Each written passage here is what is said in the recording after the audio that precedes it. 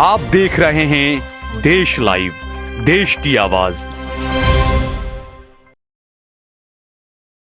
हमें अभी पता चला हमारी पार्टी ऑफिस पे कि भाई सातेज के आजू बाजू मुस्लिम 2 लड़कों को जला दिए हैं, जिसमें एक लड़के को उनके वैन के अंदर, उनकी गाड़ी के अंदर बांध के जला दिया है, जिसके पूरे के पूरे होश जल गया है और हड्डियां सिर्फ हाथ में आई है और जिसकी बॉडी यहाँ पर है नहीं। उसको ये लोग ने बता रहे हैं कि कलोल भेजी हमने FSL में।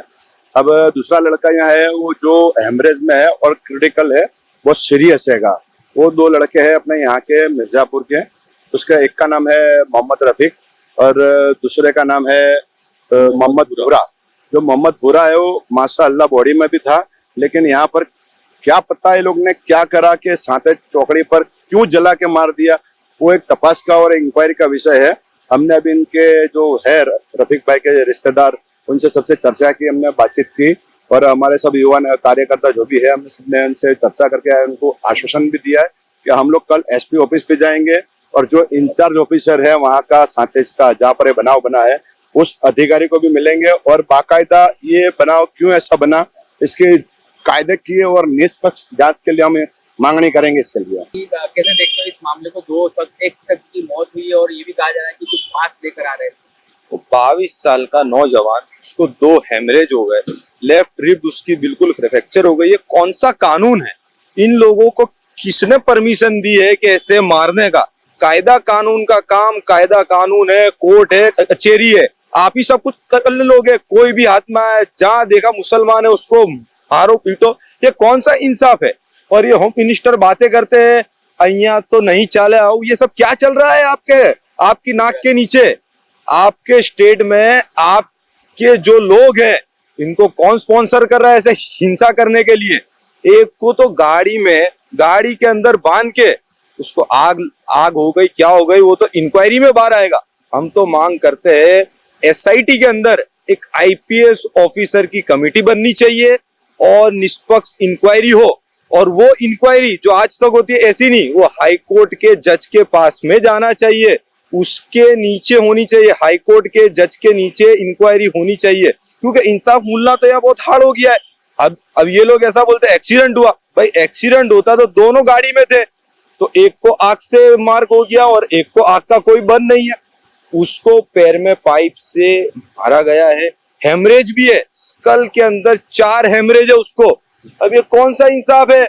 और होम मिनिस्टर तो बातें करते खाटकियों ने छोड़वा में नहीं आवे, तो खाटकियों ने छोड़वा में नहीं आवे ना, ये ऐसे स्टेटमेंट के वजह से ये लोग ऐसा काम करते हैं, क्योंकि इनको कायदे पे अगर कोई गैरकानूनी काम हो रहा है, पुलिस FIR होगी, कोर्ट में जाएगा, जज साहब तय करेंगे ना, FSL आएगा, ये काय का गोश है, क्यों हो रहा है, क्या हो रहा है। ये सब तो खुद ही सब बन गए, जज बन गए, कोर्ट बन गए, कानून हाथ में ले रहे। ऐसा नहीं चलने वाला है। ऑल इंडिया मजलिस इत्तेहादुल मुस्लिमीन इनके साथ में रहे। और मैंने परिवार को ये भी बात की है, मजलिस इत्तेहादुल मुस्लिमीन एडवोकेट से लेके कोर्ट से लेके पहले से छिलने तक आपके साथ है। और हम लोग ये कहना चाहते हैं, कायदा कानून के बीच में ये जो कौम के बोगस होते हैं वो भी ना आए। कोर्ट से ही जो भी होगा वो कोर्ट से होगा, कोर्ट तय करेगी कि इसमें क्या करना है। आप लोग कोई भी इसमें प्रेशर बनाना नहीं, जो कायदा कानून में होगा, इंक्वायरी में होगा, ऐसे ही आगे काम होगा। गुजरात के होम मिनिस्टर को रिजाइन कर देना चाहिए। गुजरात के होम मिनिस्टर हर्ष संघवी के हाथ में पुलिस का सत्ता रही नहीं है, असामाजिक तत्वों के हाथ में सत्ता चली गई है। और हर हफ्ते में आप देखो, हर हफ्ते में 2-4 मर्डर होते हैं, हर हफ्ते में MD वाले बेफाम हुए, और हर हफ्ते में आप देखो बेफाम लूटफाट, गरीबों को मारना जुड़ना, ऐसा काम चल रहा है। गुजरात के होम मिनिस्टर नाकाम हुए और गुजरात के होम मिनिस्टर हर्ष संघवी को BJP में से भी और गुजरात के होम मिनिस्टर ने भी राजीनामा दे देना चाहिए। मेरा नाम मनीष शेख है, मैं Dariyapur ward president all India Majlis Ittehadul Muslimeen. कैसे देखते हैं इस मामले को? क्या मांगे आप? ये मामले को मैं बहुत गंभीर तरह से देखता हूँ, क्योंकि अभी हम जब ऊपर जाकर आए, जो रफीक भाई, इकबाल भाई सैयद जो लड़का है ऊपर 22 साल का, उसकी इतनी खराब कंडीशन है, वो एक्सीडेंट से तो नहीं हो सकती। देख के ऐसा लग रहा है उसको भगा के मारा गया है। उसको अंदर जो मगज के अंदर 4 हेमरेज, डॉक्टर से भी हम लोग मिले, बहुत क्रिटिकल कंडीशन है, 2 दिन तो अभी उसको ऐसे ही रखना पड़ेगा। तो क्या ये गुजरात का लॉ एंड ऑर्डर ऐसा ही है कि किसी को भी हम मार सकते हैं? सबसे पहले तो हर्ष संघवी जी को कहना चाहूंगा कि गौ रक्षक के नाम पे जो ये लोग आतंक फैला रहे हैं, ऐसा आतंकवादियों को पकड़िए, ये गोरक्षण नाम की संस्था को बंद कर दीजिए। इनके पास मास्क था तो आप चेक कीजिए कौन सा मास्क था, पहले उसको चेक कीजिए, उसको चेक करने के बाद उसके बाद आप इंक्वायरी कीजिए। उसके लिए पूरा लॉ एंड ऑर्डर है, उसके ऊपर एफआईआर कीजिए, कोर्ट बैठी है, उसके लिए पुलिस बैठी है। सिर्फ आप मुसलमान देखते हो, कोई भी चीज देखते हो, कुछ भी करके उसको मारते हो, तो कहाँ का इंसाफ है? इसके लिए सबको एक होकर आवाज उठानी पड़ेगी। मैं तमाम लोगों से कहना चाहूंगा, और घर वाले इतना डरे हुए थे, और सबसे खराब इनकी आर्थिक कंडीशन भी बहुत नाजुक है, तो वो लोग बोल रहे थे कि हम कहाँ से केस करेंगे, लेकिन हमारी पार्टी ने उनको पूरा पूरा आश्वासन दिया है कि हम आपके साथ जहां तक आपको इंसाफ नहीं मिलेगा वहां तक खड़े रहेंगे, लड़ेंगे पूरी ताकत के साथ, और इंसाफ के लिए हम आगे भी लड़ते रहेंगे इंशाल्लाह। सरकार से कुछ मुआवजा? हाँ बिल्कुल, सरकार से, जैसे बुरा जो मोहम्मद है उसकी डेथ हो चुकी है, उसकी पूरी लाश को जला दिया है, तो हम पूरी उसके फैमिली के लिए, उसके बच्चों को पूरा जहां तक हायर एजुकेशन तक का पूरा खर्चा सरकार उठाए। अगर शादी हो गई हो तो, नहीं हुई है तो उसकी फैमिली को, माँ बाप को, घर वालों को पूरा खर्चा दिया जाए, ज्यादा से ज्यादा उनको कंपनसेशन दिया जाए, ऐसी मांग करेंगे। और जल्द से जल्द, जैसे हद भाई ने बताया कि एसआईटी की जांच हो, और जो भी आरोपी हो इसमें, चाहे वहाँ चेक करके आप करिए, नहीं तो हम कमिश्नर ऑफिस का भी घेराव करेंगे, और होगा तो मुख्यमंत्री ऑफिस का भी घेराव करेंगे इंशाल्लाह। मेरा नाम असलम शेख है, ऑल इंडिया मजलिस इत्तेहादुल मुस्लिमीन अहमदाबाद शहर प्रवक्ता। हमारी मांग ये है कि देखो, सबसे पहले तो हम ये कहेंगे कि जो ये गुजरात मॉडल का जो ये एक तांडव पीटा गया था बीजेपी द्वारा, तो ये गुजरात मॉडल, ये इस तरह का गुजरात मॉडल है तो हमको नहीं चाहिए। ये गुजरात मॉडल में मतलब खून सस्ता हो चुका है और पानी महंगा है, पेट्रोल महंगा और मुसलमानों का खून सस्ता है। अगर ये गुजरात मॉडल के अंदर ये मुसलमानों के खून को सस्ता करना चाहते हैं तो ये गुजरात मॉडल नहीं हो सकता है। क्या ये इसीलिए मतलब आज भारतीय जनता पार्टी सरकार में है कि खुले आतंक जो मचा रहे हैं? अगर हर्ष संघवी जी ये बयान देते हैं और ये कहते हैं कि कायदा हमारे ऐसे तो फायदा हमारे ऐसे, तो ये कायदे को अपने हाथ में ले रहे हैं। अगर चलो दो मुसलमान है, उन्होंने कोई गुनाह किया है, अगर जिस तरह से लोग बता रहे हैं कि उन्होंने उनके साथ में मांस मिला, वो किसका मांस था? वो गाय का था, हिरन का था, किसी भी चीज का हो तो उसके लिए एफएसएल है, उसके लिए कानून है, उसके लिए कोर्ट है, उनको सजा पुलिस देगी, कोर्ट देगा, कानून देगी, उसके लिए सब कुछ है। भारत सरकार उसके लिए बैठी है, उसके लिए गुजरात सरकार है। लेकिन आप किसी के हाथ में कायदा देते हो, अगर कोई आके कानून को तोड़ जाएगा तो आप फिर ये कैसे इंसाफ होगा? क्या मुसलमान इसके लिए इस देश के अंदर इतना पीड़ित कर दिया कि मुसलमान अपनी आवाज भी नहीं उठा सकते?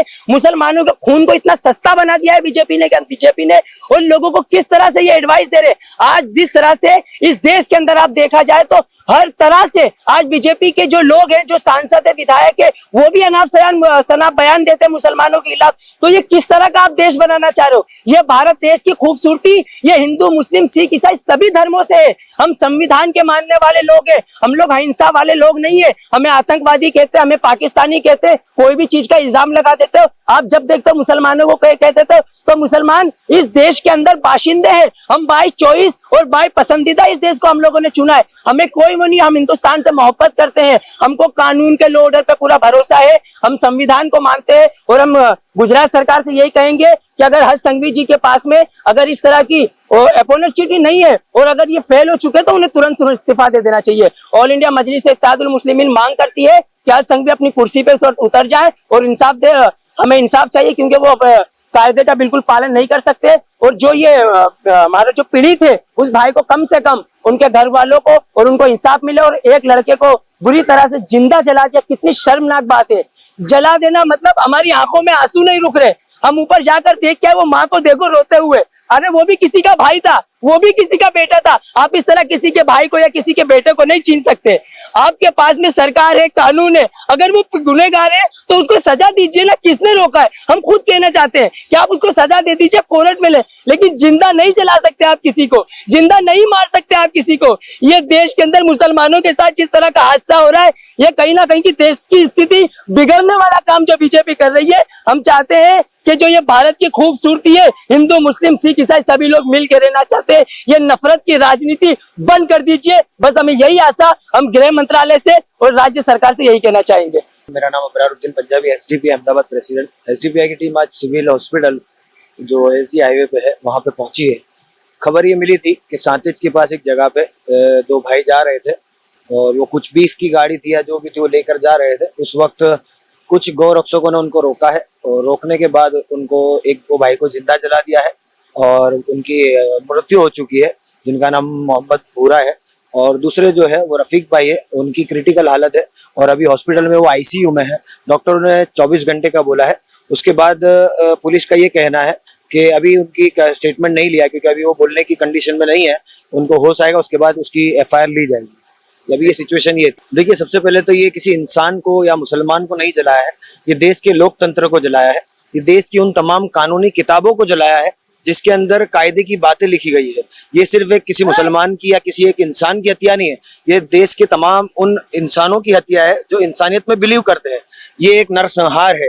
इसी तरीके से किसी इंसान को जिंदा जला देना, ये किस तरह की मानसिकता है। और देश के अंदर जुनैद और नासिर के बाद ये जो बुरा और रफीक के साथ हुआ है, ये कहीं ना कहीं एक लोकतंत्र पे, एक कानून पे, प्रशासन पे, सरकार पे सवाल खड़े कर रही है। हमारा तो यही सवाल है कि ये वही पुलिस है गुजरात की कि अभी कुछ दिनों पहले एक्सीडेंट को हिंदू मुस्लिम का रंग देके उसको हिंदू मुस्लिम बताकर हत्या बता रही थी, और आज जब रियलिटी में हत्या हुई है उसको एक्सीडेंट बता रही है, जबकि पुलिस ने 1 घंटे में डिसीजन ले लिया कि हत्या है। और वहां पे जो एक्चुअली में सीसीटीवी में दिख रहा है कि वो एक्सीडेंट है, उसको पुलिस ने हत्या बताया और हिंदू मुस्लिम का रंग दिया है। हमारी गुजरात पुलिस से ये दरखास्त है कि ये जिस तरीके से जो मामला बना है, इसके अंदर एसआईटी की कमेटी बनानी चाहिए और मरने वाले परिवार को 50 लाख मुआवजा देना चाहिए, और जो भाई अभी फिलहाल सीरियस है उनको भी सुरक्षा दी जानी चाहिए, क्योंकि हमें यहाँ पे किसी पे भरोसा नहीं है। यहाँ पे जो हालात है, ये हालात ऐसे नहीं है, ये गौ रक्षक नहीं, ये गौ भक्षक है। किसी तरीके से किसी बेगुनाह इंसान की जान लेना, क्या उनके घर में उनकी फैमिली नहीं है? क्या उनको इस तरीके का दर्द पैदा नहीं होता? खास करके हम अहमदाबाद के, गुजरात के और पूरे देश के तमाम भारतवासियों को ये मैसेज देना चाहते हैं कि आप लोगों को इतना समझना है कि आज मुल्क के अंदर जो हालात है, उस मुल्क को कैसे बदलना है, क्योंकि मुल्क के अंदर कोई किसी का नहीं है। ये मुल्क के अंदर हम लोग आज जो जिंदगी जी रहे हैं, हमको जो नीड है, बेसिक जो हमारी चीजें हैं कि भाई हमको जीने के लिए क्या चाहिए, हमारी एजुकेशन की बात है, हमारे नीड मतलब फूड की बात है, मतलब स्वास्थ्य की बात है, सुरक्षा की बात है, उन चीजों से हटाकर एक कम्युनल बेस पे डाइवर्ट किया जा रहा है। हम social democratic party of India इसके अंदर कभी भी उनको कामयाब नहीं होने देंगे। नफरत फैलाने वाले को हम मोहब्बत से और लोकतांत्रिक तरीके से जवाब देंगे। मेरा नाम इरशाद शेख है, मैं एसडीपीआई पार्टी से स्टेट कमेटी मेंबर। जी, सबसे पहले तो मैं एक ही बात कहना चाहूंगा कि यहाँ पर जो है गृह मंत्री जो हमारे हर्ष संघवी साहब है, वो कानून व्यवस्था की बात करते हैं कि यहाँ पर जो कायदे में रहेगा वो फायदे में रहेगा। तो ये कानून प्रशासन और कहाँ है? ये कानून का मामला देखा जावे तो जिंदा जला देना, किसी एक आदमी को जिंदा जला देना। इसके पहले जुनैद और नासिर का मामला नूह मेवात के अंदर हुआ था, उसके अंदर भी ऐसा ही मामला था, जिसको लेकर कितनी सारे लोगों के अंदर गुस्सा था और जुनैद और नासिर को जिंदा जला दिया। और उसके अंदर भी कहीं ना कहीं गौ रक्षकों का नाम चर्चा के अंदर आया कि ये लोगों ने हत्या की, और उसके अंदर देखा गया कि कितने हत्या के आरोपियों को पुलिस ने जो है क्लीन चिट भी दी, जिनका नाम उछल रहा था। और ऐसे गुजरात के अंदर ऐसे मामले कितने सारे सामने आए कि गौ रक्षकों ने कितने लोगों की हत्या गुजरात के अंदर भी की है। तो हम हम यही मांग करेंगे कि जितने भी इनके अंदर आरोपी है, अगर वो गौ रक्षा के नाम पर वो तोड़ पानी करने वाले लोग हैं, जो पैसा लोगों से लेते हैं, हफ्ते उगराते हैं, ऐसे लोगों पर, ऐसी संस्थाओं के ऊपर बैन लगाना चाहिए कि उनको ये सब कामों से रोकना चाहिए। और जो लोग भी इसके अंदर आरोपी है, उसको जल्द से जल्द अरेस्ट करके पुलिस को जेल के हवाले करना चाहिए और सख्त से सजा मिले। और हम उसके अंदर एसआईटी कमेटी की मांग करते हैं कि इसके अंदर एसआईटी कमेटी की जांच बिठाई जावे और इसके अंदर तत्काल निष्पक्ष तपास की जाए पुलिस के जरिए। यही हमारी मांग है। देखिए, सबसे पहले तो बुलडोजर जो है गैर संवैधानिक है, और ये जो बुलडोजर की पॉलिटिक्स हो रही है, ये आरोपियों के लिए नहीं हो रही, ये उन आवाम को डराया जा रहा है जो आवाम इस मुल्क के लिए कुछ करना चाहती है। उनको ये मैसेज दिया जा रहा है कि अगर तुम हक के लिए, इंसाफ के लिए, मजलूमों के लिए आवाज उठाओगे तो हम तुम्हारे घरों पे भी बुलडोजर चला देंगे। पहली बात तो ये है कि बुलडोजर असंवैधानिक है। दूसरी चीज, पुलिस ये जितने भी सरगस निकालती है, वरगोड़े निकालती है, वॉट एवर जो भी करती है, ये पुलिस न्यायिक व्यवस्था को तबाह बर्बाद कर रही है। न्यायिक व्यवस्था का एक एग्जाम्पल इस तरीके से नहीं होता। आप तो जो गुनहगार है, जिसने गुनाह किया है, उसका सरगस निकालो, उसको फांसी पे लटकाओ, वो गुनाह करने ही वाला है। लेकिन जो बेगुनाह लोग हैं, उनका सरगस निकालते हो, तो जब बेगुनाह इंसान का जब आप एक आवाम के बीच में सरगस निकाल के लोगों के बीच में उसको जलील करते हो, तो वो फिर खुद ना चाहते हुए भी एक हथियारा, एक गुंडा और एक आरोपी बनने के रोड पे चला जाता है। ये सरासर गलत है, नाइंसाफी है। सरगस जो निकाला जाता है उसकी हम सख्त मजम्मत करते हैं। हम सरगस के कभी भी ना साथ थे ना साथ है। और बुलडोजर के लिए जो 100 घंटे का आपने बताया है, ये पुलिस का बाकायदा कायदे से एक फेलियर है।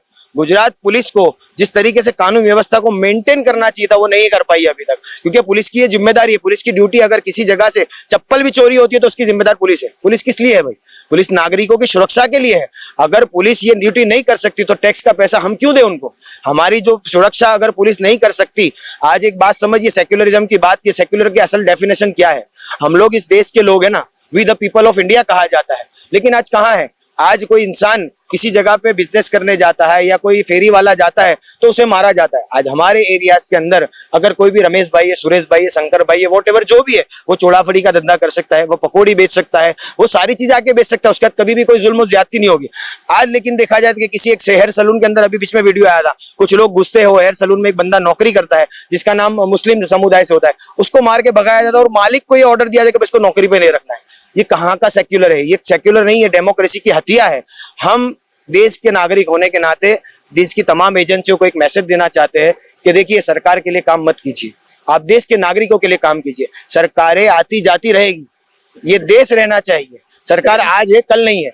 आपने खुद ने 2 दिनों पहले देखा था कि ये वही लोग हैं जो एक एजेंसीज का मिसयूज कर रहे हैं। आज सुप्रीम कोर्ट पे सवाल खड़े किए इन लोगों ने। क्या इन लोगों ने आज सुप्रीम कोर्ट को नहीं बताया कि भाई गृह युद्ध की जिम्मेदार सुप्रीम कोर्ट है, चीफ जस्टिस ऑफ इंडिया है?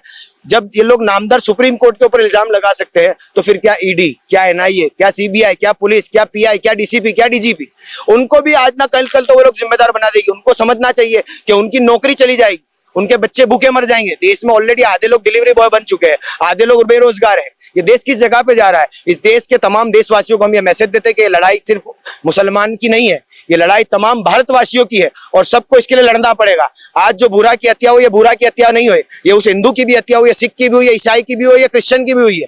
हम इसकी कड़ी मजम्मत करते हैं और ऐसी हत्याओं को रोकने के लिए social democratic party of India कानूनी तरीके से, जमहूरी तरीके से जो भी करना है, और हम पुलिस को भी ये मैसेज देते हैं कि 48 घंटे के अंदर अगर आरोपियों को न पकड़ा गया तो रोड से लेकर पुलिस स्टेशन तक हम डेमोक्रेटिक तरीके से गांधी चिंधिया मार्च से इसका आंदोलन करेंगे और हथियारों को जब तक नहीं पकड़ा जाएगा तब तक रोड पे बैठे रहेंगे। हम उनके परिवार के साथ भी खड़े हैं और जो भी जरूरत पड़ी एसडीपीआई तमाम तरीके से उनकी मदद भी करेगी। और जहां कहीं भी जो भी लीगल फाइट है, हमारे साथ दूसरे भी लोग खड़े हैं, हम उनके भी साथ और कंधे से कंधा मिलाकर इसके अंदर जो भी कानूनी कार्यवाही है वो हम लड़ते रहेंगे, इसमें रुकने वाले नहीं।